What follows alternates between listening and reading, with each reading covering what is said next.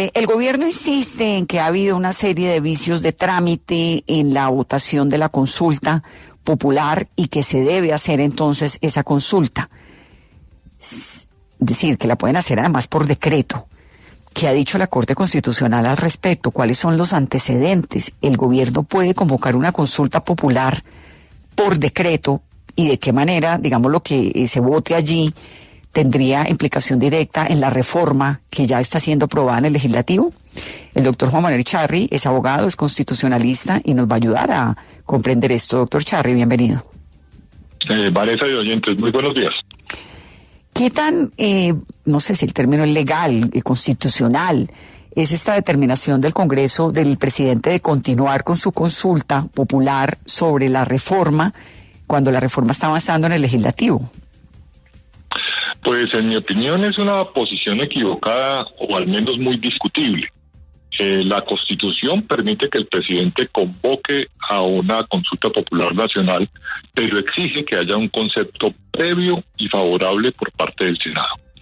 Si no hay concepto, pues no se cumple con el requisito constitucional, que es que exista ese visto bueno por parte del Senado en cuanto a la conveniencia de la consulta. De manera que se estaría tratando de impulsar la consulta sin cumplir con un requisito constitucional. El gobierno insiste, doctor Charri, en que no pronunciarse le da la posibilidad de convocarla por decreto, pero entonces tanto negarla como no pronunciarse haría que no se den, digamos, esos requisitos necesarios de ley y que la consulta no se puede llamar. O sea, ¿el silencio sería un no también? Pues en mi opinión, la Constitución es clara en establecer el requisito de concepto previo y favorable. Si el concepto es negativo o no existe, pues no se está cumpliendo con el requisito constitucional. A mí me parece que el gobierno se equivoca en la argumentación. Decir que si no hay concepto del Senado puede hacer la consulta. Pues es un error porque la norma constitucional es clara. Y me parece que invoca la ley 1757, que es la ley que regula los procedimientos de participación, y allí se genera una posible confusión en el sentido de que el gobierno puede citar a elecciones vencido el término para expedir el concepto por parte del Senado. Pero eso es distinto a sostener que en ausencia de concepto se puede adelantar la consulta.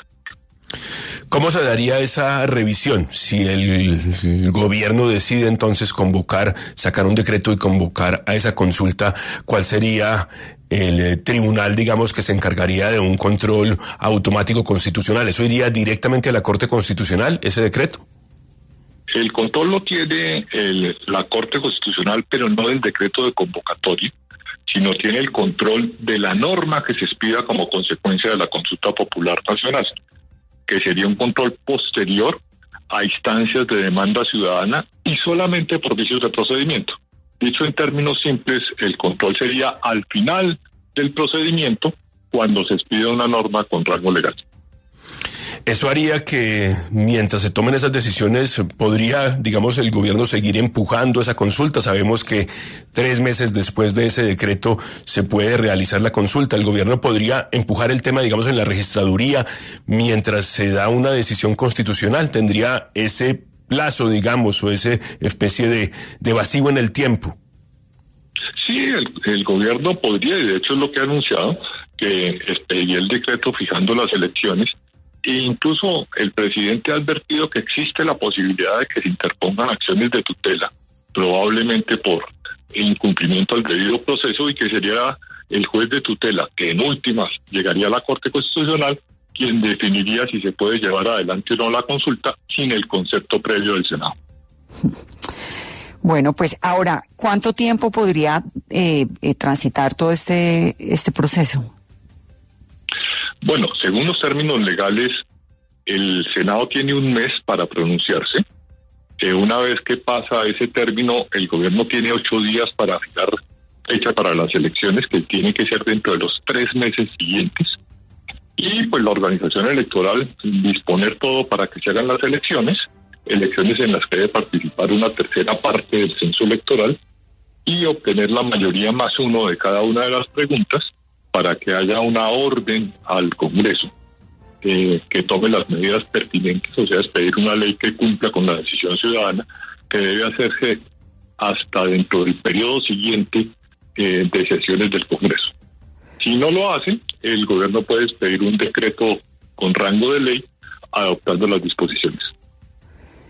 O sea que estamos hablando de si hay consulta, sería más o menos agosto, septiembre, ¿no?